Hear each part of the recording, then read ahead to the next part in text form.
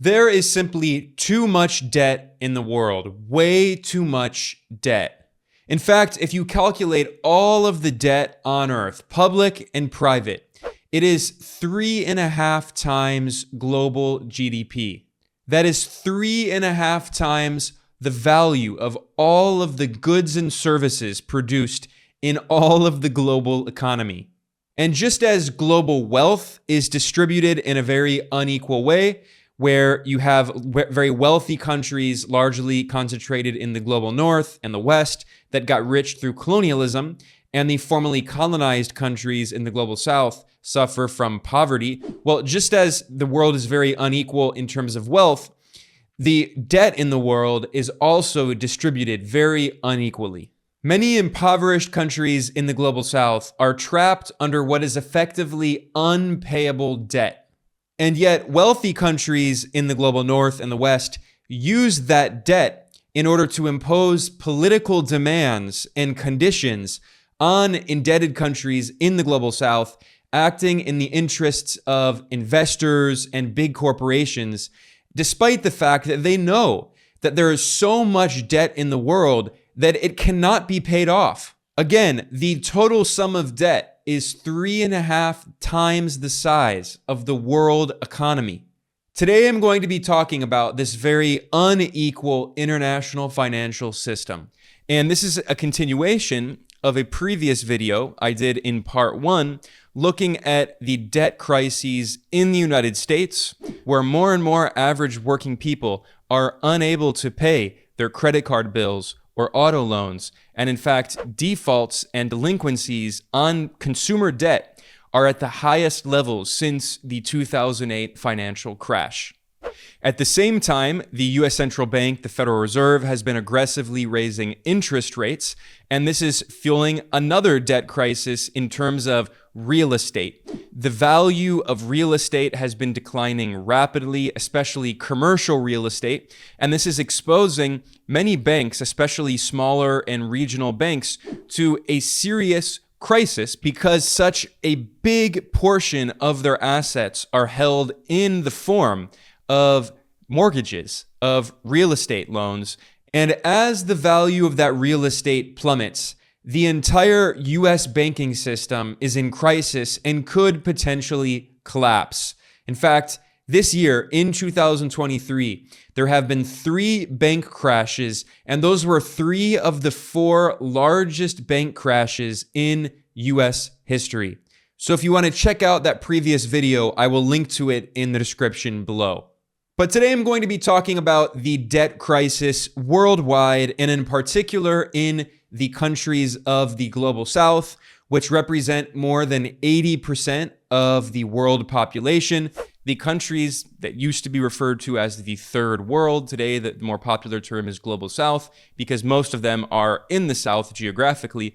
These are the countries that were colonized by the Western powers. And still today, we can see how many of those oppressive policies are continuing in a kind of neocolonial financial system in which many poor countries are trapped in what is essentially unpayable debt.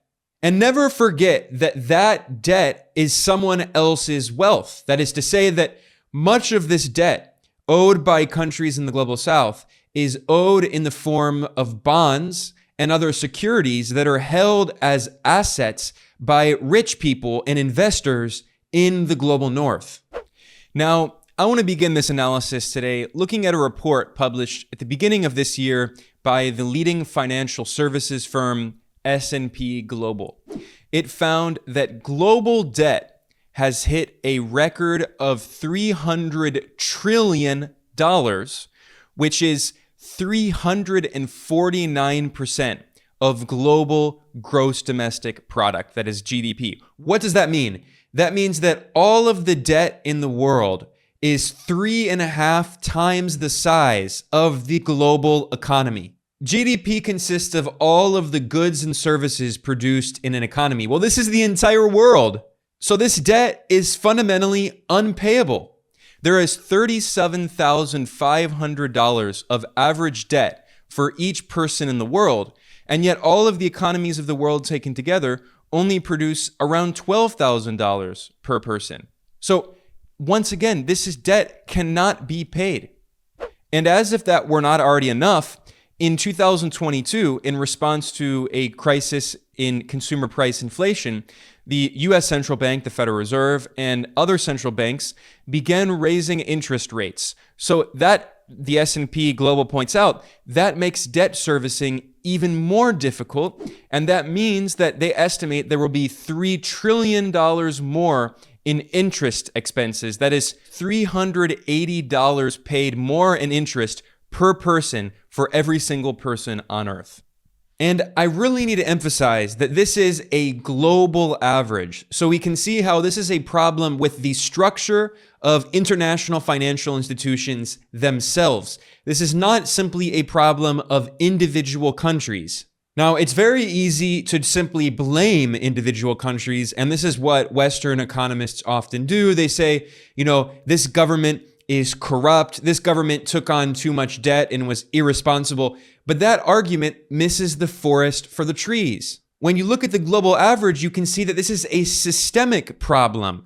So the way to solve this global systemic problem is to actually change the global system, the financial system, the way the world economy is organized, and not simply blame isolated cases of corruption or government incompetence.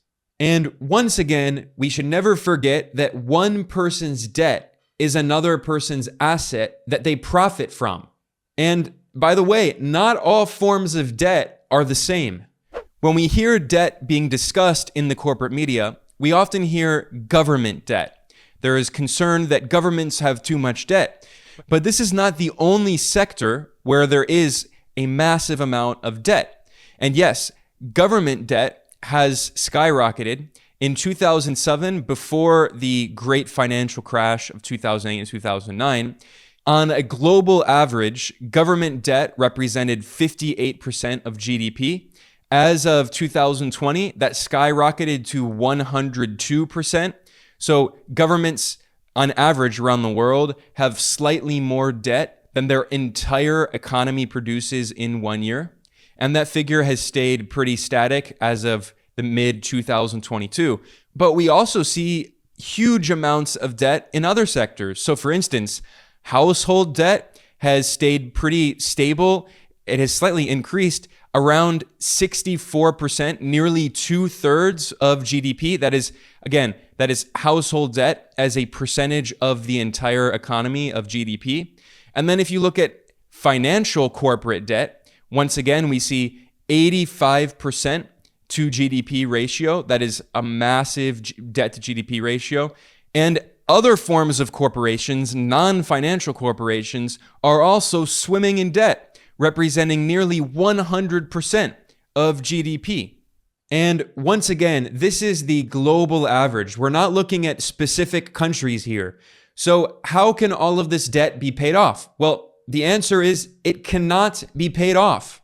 This is why economists like Michael Hudson and others have called for a global debt jubilee. We need to have significant forgiveness of debts, especially of poor countries. And this brings me back to the point that I've stressed here several times, and I'm going to talk about it in further detail because it's almost never mentioned in mainstream media coverage of the debate surrounding debt. And that is that one person's debt is another person's asset. I've said that a few times here. Well, what do I mean? Well, in order to understand, we have to look at the balance sheet of a bank. Anywhere you go in the world, a bank has two sides of its balance sheet. It has the asset side and the liability side. Now, if you think about it, if you open an account at the bank and you deposit your money in the bank, that money is your asset. But it's actually a liability that the bank holds because the bank has to pay you that money. They have to guarantee that when you withdraw your money, they can give that money to you. But what banks actually do is they lend out your deposits because if you just put money in the bank account, with inflation over time, it's actually going to decrease in value. So banks invest that money in interest-bearing assets in things like government debt, which are bonds, US Treasury bonds or other government bonds. They invest it in stocks and other assets that have interest, and over time, they will increase in value, and the bank will make profit and will still be able to pay back all of the liabilities. So if you go to the bank and you take a loan from the bank, that loan becomes an asset of the bank and it becomes your liability because you have to pay it back to the bank. Well, government debt works largely the same, at least government debt that is denominated in a foreign currency, which you cannot print, usually the dollar. And most poor countries in the global south end up taking debt in dollars because no one wants to buy their debt denominated in their local currency. So this brings us to a difficult situation. You have to ask yourself, if you are the government in a poor country in the global south, and you want to build a hospital, you want to build a highway, you want to make bridges and schools, how are you going to pay for these very important yet very expensive infrastructure projects? Where are you going to get the money from? Well, you really have two options. One, you can either increase tax revenue, that is, tax your people more, or two, you can take on debt. Now, increasing taxation sounds like a good solution, but the problem is if you're a very poor country, your people are poor, and the more you tax them, the less money they have. You might not even be able to tax them because so many people work in the informal sector, in the informal economy. They don't have a steady paycheck. They need that money to feed their families. And furthermore, if you tax them too much, you'll decrease economic activity in the overall economy, and that could lead to recession. It's a kind of austerity policy. So instead, many poor countries are really forced to take on debt. Now, the modern monetary theorists, MMT economists, would point out that technically, the government could simply print the national currency, which it has control over, and then it could pay people, pay workers to build that infrastructure. And as long as it is productive work that contributes to the economy, it wouldn't necessarily be very inflationary. However, there's a problem with this argument. Many very poor countries in the global south have chronic current account deficits. That means they import much more than they export. So if you need to import a lot of raw materials and metals and energy and technology and machines and machine parts and all of that, you need to find a way to get access to a foreign currency, usually dollars, which is what you're going to use to import that. But obviously, just printing more money to do that is not a solution, because if you just print more money and sell it on the foreign exchange market for dollars, what that does is it depreciates the value of your currency against the dollar and leads to even further inflation. So yes, the MMT argument does have some value in the sense that the government can provide jobs for workers if those jobs are productive and lead to economic growth. But it's not a panacea. If you're a poor country with a chronic current account deficit, printing money is not a solution. It's not a panacea. Many governments basically have no option but to take on debt. And because many of these poor countries tend to have weak currencies, and very few foreign investors would be willing to hold assets in those currencies, many of these governments also basically have no choice but to issue sovereign government debt denominated in a foreign currency. That is, to sell what are known as euro bonds. Now, they're called euro bonds, but they're not necessarily denominated in euros. That's just what they're called.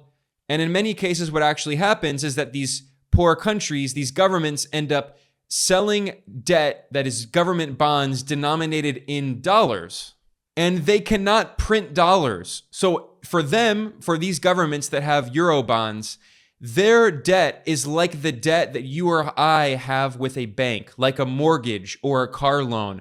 They cannot print the currency they need to pay it off. They have to find a way to get access to that foreign currency in order to pay off the debt that is owed to usually a foreign investor. And who are those foreign investors? Well, often they're investment funds, and in many cases, they are foreign investment funds managing the wealth of rich capitalists in the global north, in the countries that colonized the global south. And often we are talking about investment funds based on Wall Street or based in the city of London. And some of these funds are so notorious, they're known as vulture funds because they invest in the debt of poor countries in the global south, because they know that if a poor country has a history of defaulting on its debt, of being unable to pay in the past, there's not going to be much demand for that debt, which means that interest rates are going to be very high. So if they buy it, they can profit, they can make a killing. So in international capital markets, the sovereign government bonds of countries like, for instance, Argentina and others often have very high interest rates. And you have these vulture funds on Wall Street that take the wealth of millionaires and billionaires who leave their wealth with them to invest that wealth, and they use that to buy the debt of poor countries in the global south, again, many of which were colonized by the capitalist countries where these rich people are located in, where these investors are located in. So they are mirroring this colonial relationship. And then when the country is unable to service that debt and it defaults on the debt, well, the vulture funds and these wealthy investors in the United States, they use the US justice system to try to force poor countries in the global south to pay them exorbitant profits. This is exactly what happened in Argentina. I'm not exaggerating here. This is exactly what happened with Argentina's debt. Billionaire-owned vulture funds, infamously linked to people like, for instance, Paul Singer, the billionaire oligarch known as the Vulture, they used the US judicial system to sue Argentina in court to force it to pay. And when I say that these poor countries are being forced to pay out exorbitant profits, I mean, we're talking about cases in which countries like Argentina are forced to pay out values that are dozens of times higher than the original face value on the bond that was bought by these investors in these vulture funds. So their profits are thousands of percent of their original investment. And meanwhile, they're imposing essentially on these countries austerity policies, or, institutions like the International Monetary Fund and the World Bank are imposing austerity policies, forcing poor governments to cut social spending that help their people, so these wealthy capitalists in the United States can make thousands of times of profit on this debt. Once again, this is directly mirroring the colonial relationship of hundreds of years ago. But of course, we're in the 21st century, and this is still happening all over. I want to spend a few moments here looking at a report that was published this July by the United Nations. It is called A World of Debt, a Growing Burden to Global Prosperity. It shows that global public debt has reached colossal levels of $92 trillion. That is a 5-fold increase since 2000, when it was around $17 trillion. And in the same time period, global GDP, all of the goods and services produced in the world economy, only increased by 3 times. So this is a report specifically looking at public debt, government debt. This UN report is not looking at private debt of households and corporations, which when you factor that in, you can see that, again, the statistics are even more shocking. We're not talking about 92 trillion, we're talking about 300 trillion. But once again, this is looking at public debt. And we can see how mathematically it is impossible for this debt to be paid off if the debt grows faster than the economy grows. Now, the United Nations report points out that around 30% of global public debt is owed by developing countries, largely poor countries in the global south that were colonized. So if you look at this graph, it makes it seem like, well, actually it's not that big of a deal, because that means that around 70% is owed, of public debt that is owed by the wealthy first world countries in the global north. But this can be a bit misleading, because we have to look at the percentage of debt as a share of the global economy. And the next graph in the UN report shows this very clearly. It shows that public debt is growing significantly faster in the developing world, that is, in global south countries. So when you look at the debt, the public, that is government debt, of the developed countries, the rich first world colonizing nations, compared to 2010, their public debt has increased by about 1.5 times, so 150%. But if you look at the debt of the developing countries, the global South nations that were colonized, from 2010 until 2022, their public debt has increased by about 3.2 times, so about 320%. And the UN report puts this very well. It says, inequality is embedded in the international financial architecture. And this gets back to the point that I stressed earlier, which is that you miss the forest for the trees if you only focus on individual countries' problems with being over-indebted or corruption or bad governance. Because if you average out all the countries in the world, you can see this steady trend. This is a consistent trend. So just focusing on one country's flaws is a distraction from the problems in the way the global economy is organized, in the international financial architecture itself.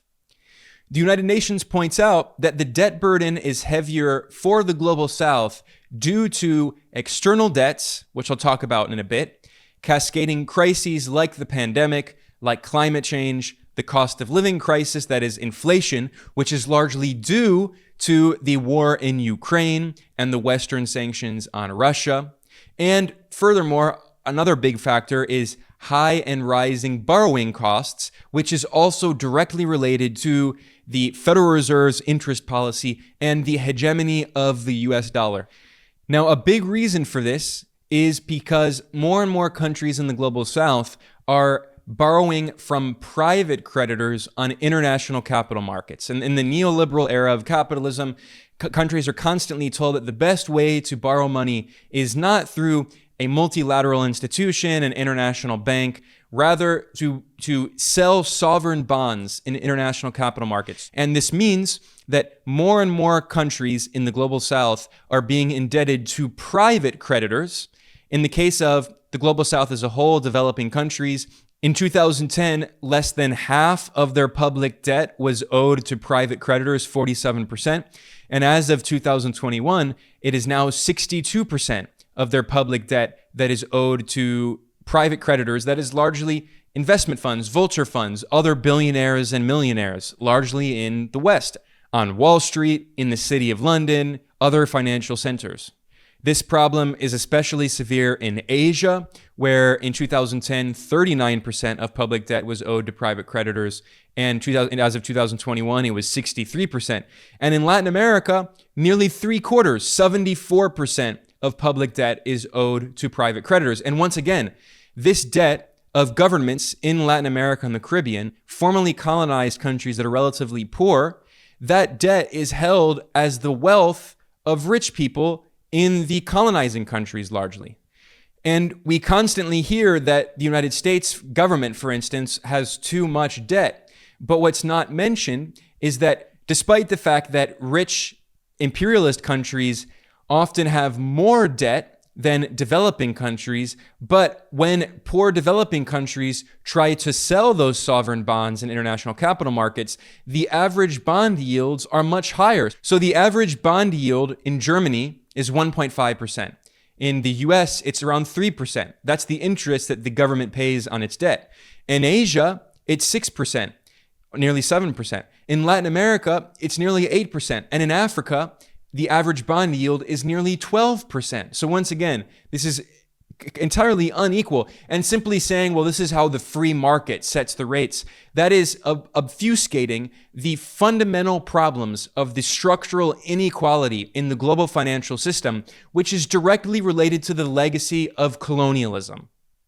The way the United Nations puts this, countries are facing an impossible choice. Are they going to service their debt? Or are they going to serve people? Are they going to provide services like healthcare and education and infrastructure? And the answer to that question is sadly that more and more countries are paying off their debt rather than helping their people. The number of countries in the global South, of developing nations, that spend more than 10% of their public revenues on interest payments on this debt has increased from 29 countries in 2010 to 54 countries as of 2020. And as of 2022, in the aftermath of the pandemic, it has slightly decreased, but still it's at 50 countries, which is a massive increase from 29 countries in 2010 to 50 countries in 2022.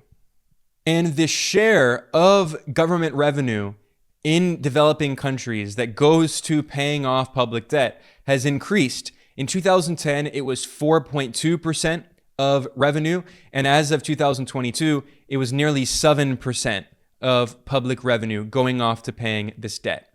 The United Nations points out that the interest payments on this debt are growing faster than any other public expenditures. So the share of the revenues that governments in the Global South make that goes to paying off interest on debt has been increasing faster than increasing in spending on healthcare, on education, on other forms of productive investment, which is important, of course, to grow the economy.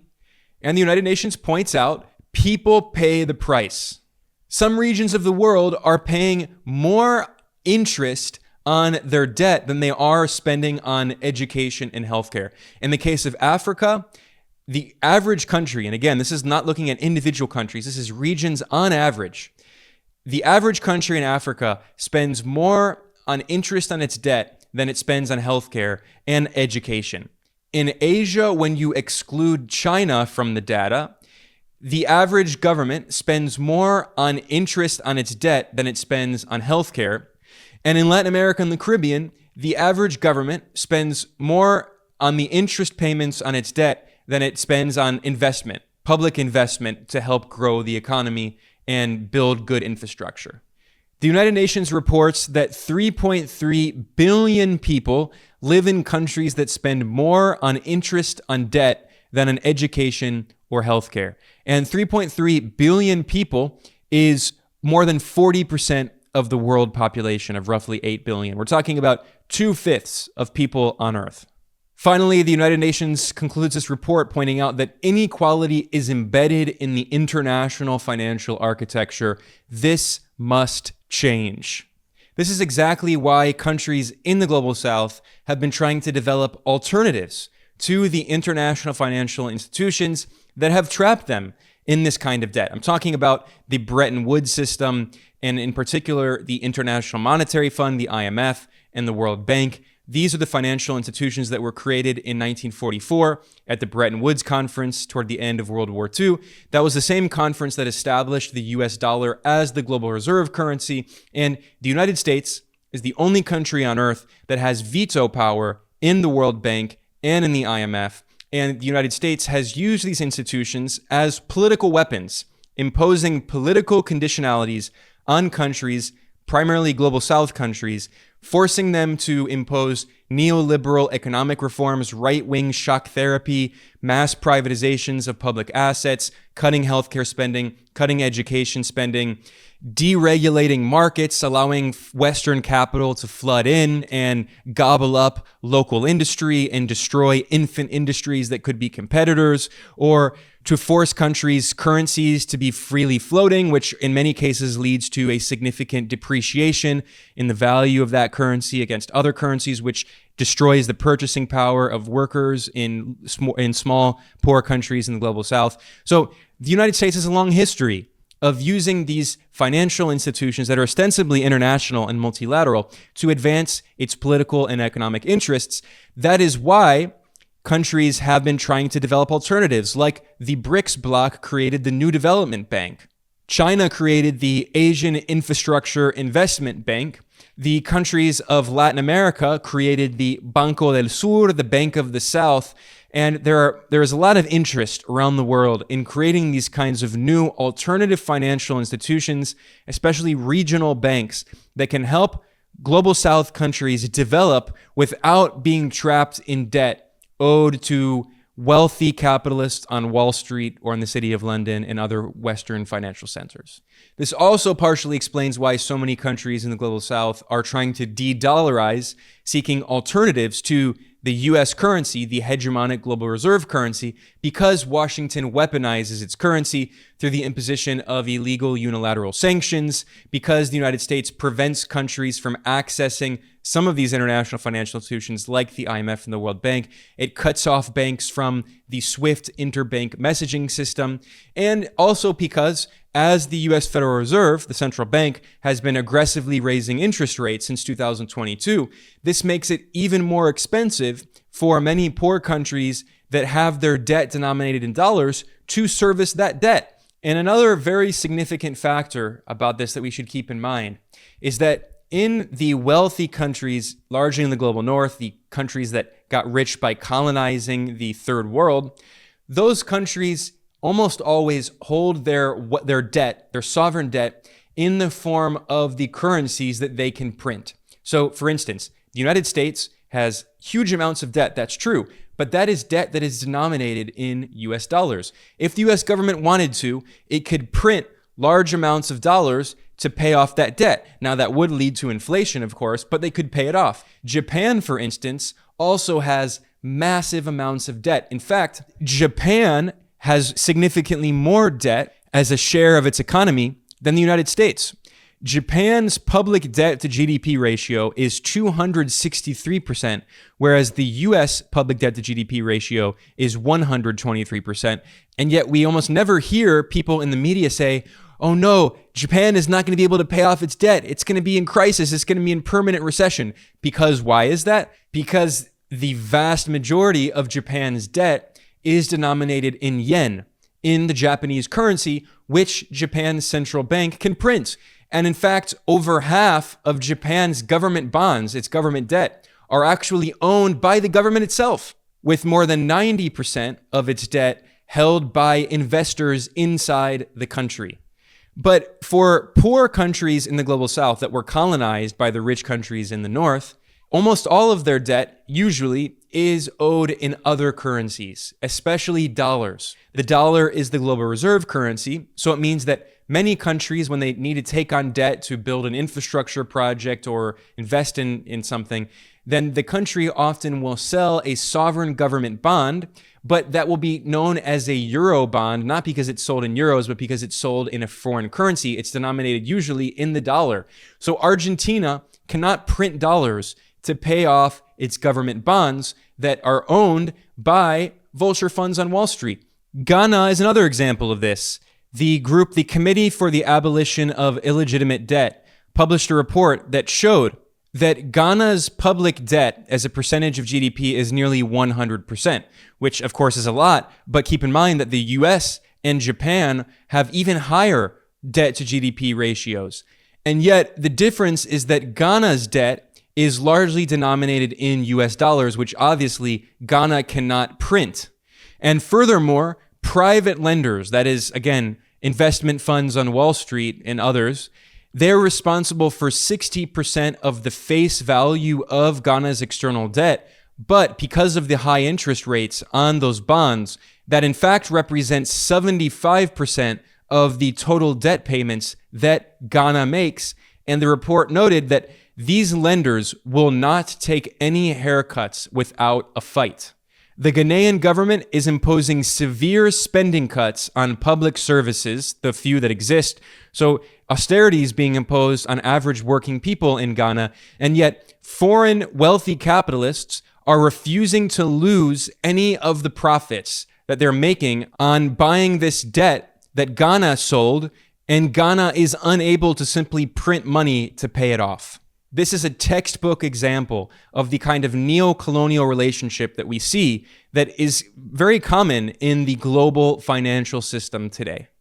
Now, I want to conclude this analysis today by looking at a very important academic article that was published by two renowned economists. It is called Chronicles of Debt Crises Foretold. It was published by Anish Chaudhry, who's a Bangladeshi economist, and Jomo Kwame Sundaram, known popularly simply as Jomo, who is a well-known Malaysian development economist. Jomo actually previously served as Assistant Secretary General for Economic Development at the United Nations for a decade. Now, in this article, these economists point out that there are debt crises looming in developing countries, and these have been exacerbated by a series of developments, including declining net foreign exchange reserves. I'll talk about what that means. And also, many governments have turned toward risky forms of borrowing from international capital markets. I talked about that a little bit. And the rising interest rates have created very serious problems. And this means that there are urgently needed international reforms. Now, this report that these economists published is nearly 40 pages long. I'm not going to go through all of it because this video is already long enough today, but I'm going to go through some of the main highlights. And the article in the abstract summarizes some of the main points, noting that in many developing countries, debt crises are looming, and this has been exacerbated by a decline in net foreign exchange earnings with weakening currencies, and many governments turn toward riskier forms of borrowing from international capital markets, and the interest rate hikes in the United States and other Western countries have only made this problem even worse, and there is an urgent need for reform of the international financial system. The article notes that in 2022, there was a perfect storm of economic problems, including threats of stagflation, which is the rise of inflation and stagnation at the same time, whereas many times in history, when there is a lot of inflation, there often is economic growth. But if you don't have economic growth and you have stagnation while you have inflation, this is something that the United States saw and other Western economies saw in the 1970s leading into the 80s, which originally led to the infamous Vulture shock, in which the U.S. Central Bank, the Federal Reserve, under the leadership of then Chairman Paul Volcker, aggressively raised interest rates, which trapped a lot of global South countries in debt, because as interest rates skyrocketed, it became impossible for them to service their debts. And we see something similar happen today. And at the same time, you still have this problem of inflation leading to increasing costs of food and energy, which is devastating households, especially the poor. And this means that poverty reduction programs have grinded to a halt. The United Nations Conference on Trade and Development, that is UNCTAD, which has often been a space for development economists in the global South, has warned of severe debt distress and noted in particular that countries that engaged in neoliberal economic reforms, that is, floating their exchange rates, opening their capital accounts, integrating into international financial markets, those are the countries that are the most unstable at this moment and are facing the biggest threats. And furthermore, many developing countries which borrow in foreign currencies, again, this is a point that I stressed, which means that their debt is not denominated in their own local currency. This means that they were very vulnerable to external shocks like the drop in commodity prices, and it means that they have to get sufficient foreign exchange. So they have to export their products or their services in their economy and get paid in dollars or euros or whatever in order to pay off that debt that they owe. But as commodity prices have fallen and as their currencies have depreciated against the currencies of wealthy imperialist countries like the dollar or the euro, it makes it even more difficult for them to pay off this debt. The report describes this as exchange rate volatility, which is, again, when if you're a country like the Argentine peso or the Brazilian real and your currency fluctuates against the so-called hard currencies of the wealthy colonizing countries like the dollar, well, as your currency depreciates, it raises import costs. It makes it more expensive for countries in the global South to import technology, machine parts, oil, gas, other commodities, and it also makes it more difficult for these countries to pay off their debt obligations, which are denominated in foreign currencies. And at the same time, making this even worse in this perfect storm, as they describe it, you also see capital flight, because as central banks like in the United States or the European Central Bank or the Bank of England, as they have raised interest rates, this has meant that investors, foreign investors, have often withdrawn their capital from investments in the global South, looking for higher returns in investments in the West.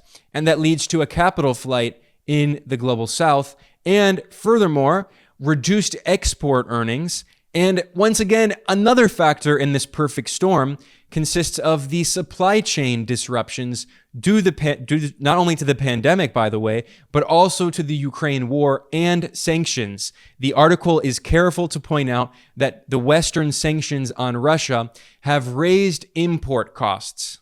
And meanwhile, in the global south, many developing economies face insufficient aid and financial inflows. It's increasingly difficult for them to raise funds, including to finance development projects, which means instead they often accept the very onerous commercial terms in international financial markets by selling bonds to these vulture funds on Wall Street. And what this shows is that low and middle income countries have become increasingly indebted to private creditors, especially bondholders. In 2010, low and middle income countries, these are the global south nations largely, about 46% of their public debt was owed to private creditors, largely bondholders. And as of 2022, that figure has increased to 61%. In low-income countries, the share of public debt owed to private creditors increased from 5% in 2010 to 21% in 2021. The article points out that many times these are riskier debt contracts with these private bondholders, and they also have higher interest rates and shorter maturities. And what this means is that when countries face exogenous shocks, that is, shocks from outside of the system, things like natural disasters due to climate change getting worse, things like epidemics or geopolitical instability, like the Western proxy war against Russia, the new Cold War on China, the Western sanctions. This means that external debt burdens can quickly become unsustainable. This has led to a toxic mix. And these economists warn this could be a recipe for widespread debt crises that could be worse than the third world debt crises of the 1980s. They insist that this means that we need urgent measures to change the international financial system. Debt buybacks like we saw in the 1980s are not enough. Commercial credit today is far greater. And unlike in the 1980s, where much of this debt was owned by commercial banks in the US and Britain, today it's much more widespread. So it's unlikely that the US or British governments are going to engage in these kinds of debt buybacks that will help end the crisis. It's a much deeper, much more severe crisis. This article also looks at Sri Lanka's debt crisis and shows that it is not because of China. We've heard a lot of propaganda in the Western media trying to blame China, but in reality, a look at Sri Lanka's official debt composition confirms that the shift in developing countries' debt composition to riskier commercial borrowings, that is, on international capital markets like Wall Street, for instance, at higher interest rates and with shorter maturities, is a major cause of debt unsustainability. And they note that Sri Lanka's external debt dynamics have changed significantly. Commercial debt only accounted for 2.5% of its foreign loans in 2004, but by 2021, commercial debt represented almost 60% of Sri Lanka's debt. Borrowing from capital markets by issuing sovereign bonds thus ensured that Sri Lanka's debt was unsustainable. And in fact, speaking of the dollar, the US dollar denominated debt in Sri Lanka increased from 36% in 2012 to 65% in 2019. That is to say that 2/3 of Sri Lanka's debt is owed in dollars. Can you guess what percent of Sri Lanka's debt is owed in the Chinese currency, the renminbi? Only 2%. And that figure stayed static while the percentage of debt owed in dollars nearly doubled. So once again, this is not because of China. The article is very clear. It says that politically driven attention to Chinese lending has detracted from urgently needed international and national measures to deal with the looming debt crises. So this is simply not because of China. The Western narrative of so-called Chinese debt trap diplomacy is a distraction from the fact that many countries in the global south, like Sri Lanka, owe their debt to foreign bondholders. By the way, this article also points out that another factor in the fact that so many countries in the global south are suffering from this unsustainable, unpayable debt is also because of the false promises, the broken promises of wealthy Western countries. And they note that over half a century ago, rich countries promised 0.7% of their gross national income to be spent on development aid. And yet the wealthy OECD countries have not reached even half the promised amount. So they say that 50 years of unkept promises equated to $5.7 trillion in aid by 2020 that the wealthy colonizing countries owe the formerly colonized countries in the global south. That's not even in the form of reparations, which would be infinitely more. It is in the money that they promised that they would pay them, and they have refused to pay them. And this obviously makes it very difficult for these global south countries to invest, for instance, in things like renewable energy and infrastructure to deal with climate change. Now, another reason for this is that the international financial institutions dominated by the West have also pressured countries in the global south to borrow money on international capital markets to sell bonds, government bonds. And this is interesting because it shows how the problem of debt in the global south has shifted. In the 1980s and 90s, going into the 2000s, a lot of these countries held debt to the International Monetary Fund and the World Bank. They owed that debt to them. And the IMF and the World Bank infamously imposed the Washington Consensus, the right-wing neoliberal economic policies like mass privatizations and deregulations and cutting social spending. And so what happened is many global south countries became very suspicious, rightfully, of the Bretton Woods institutions like the IMF and the World Bank. So instead of borrowing money from those institutions, many countries instead simply borrowed on international capital markets from bondholders, from capitalists. And what that meant is that when these countries sell sovereign bonds in international capital markets, they don't have the same kind of stringent conditions imposed upon them, the conditionalities like political reforms, economic reforms. But it also means that when they borrow money, that they have to pay higher interest rates, and they often have short-term maturities for that debt. And by the way, the IMF and the World Bank also bear responsibility for this. As the article points out, the World Bank and donors claim to be mobilizing private finance for development ends. Thus, donors and international financial institutions like the IMF and the World Bank now use scarce official finance to instead promote public-private partnerships. And these public-private partnerships make dubious contributions to sustainable development outcomes, especially to poverty reduction or the promotion of equity and health. So borrowing from private investors does not actually help countries to fight poverty and promote equality and invest in healthcare. And what this also points out is that public-private partnerships being promoted by the World Bank and the IMF create similar long-term obligations like the debt obligation that these countries, the debt servicing that these countries had, the problem they had before when they were borrowing directly from the IMF and the World Bank. This article notes that in the past, the least developed countries, that is the poorest countries, they should be referred to as the most exploited, the most colonized countries, mainly borrowed on concessional terms from multilateral financiers like the World Bank and the IMF, and bilaterally from donors. When they say concessional, they also mean that those loans were often made below market value, or at least not at market value like they are in international capital markets. However, they had stringent conditions, and this is referring to the infamous structural adjustment, the neoliberal shock therapy imposed by the IMF and the World Bank. However, since the great financial crash of 2008 and 2009, non-concessional loans have grown in significance. That is, loans that are made at market rates with higher rates of interest. And what this means is that more and more countries in the Global South have been borrowing from poorly regulated and unaccountable private commercial bond markets. And this explains crises like we've seen in Sri Lanka and also, by the way, Argentina. Furthermore, the policy advice from donors, from the IMF, from other so-called multilateral development banks like the World Bank, which again are dominated by Washington, they have always favored market-based private sector solutions. So this is neoliberal dogma once again.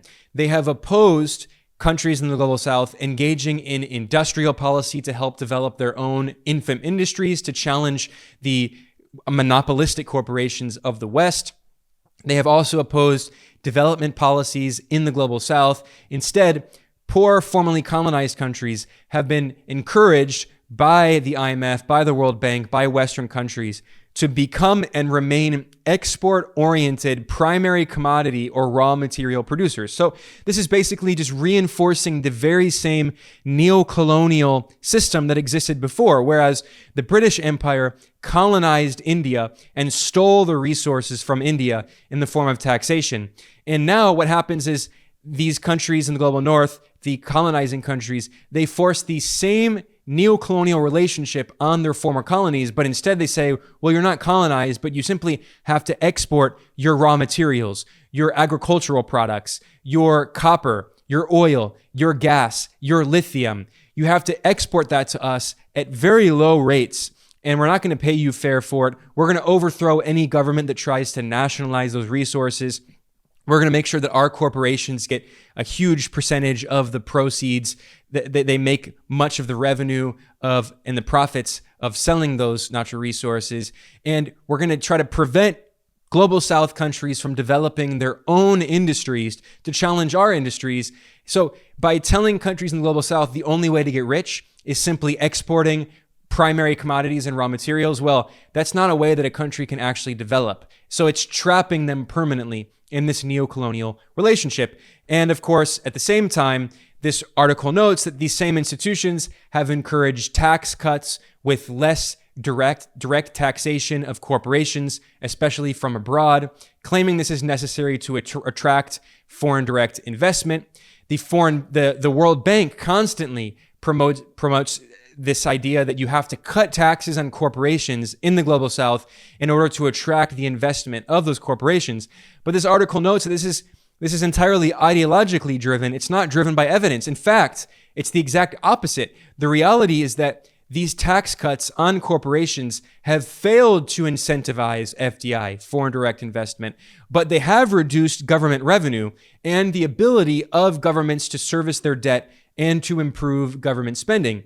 Even the International Monetary Fund admitted that, quote, tax incentives generally rank low in investment climate surveys in low-income countries, and it admits that, quote, their fiscal costs can be high, reducing opportunities for much-needed public spending. Furthermore, the article notes that tax evasion and avoidance by transnational corporations has contributed to further loss of revenues.